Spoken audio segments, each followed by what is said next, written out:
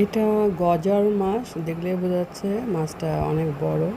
তা মাছটা আমি ভালো করে ধুয়ে লবণ, হলুদ, একটু মশলা গুঁড়া, মরিচের গুঁড়া মাখিয়ে নিব।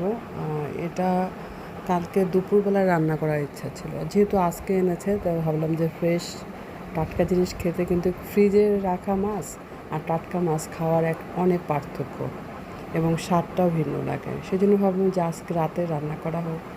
আর যেহেতু আলু পছন্দ করে আমাদের বাসার সবাই, তাই শুধু জিরা বাটা দিব, রসুন বাটা, মরিচের গুঁড়া, কাঁচামরিচটা একটু বেশি করে দিব, টমেটোটা অল্প পরিমাণে দিব, দিয়ে আলুটা লাল করে ভেজে কষিয়ে এটা রান্না করব একটু ঘন ঘন করে।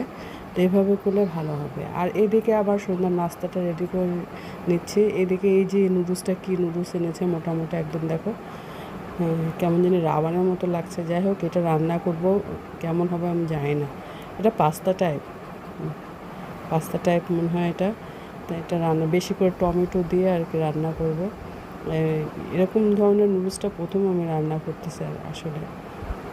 এই ধরনের নুডলসটা মনে হয় সিদ্ধ করে বিভিন্ন রকমের সসের সাথে, চিকেন দিয়ে, চিংড়ি দিয়ে মনে হয় খেতে ভালো লাগে। যাই হোক।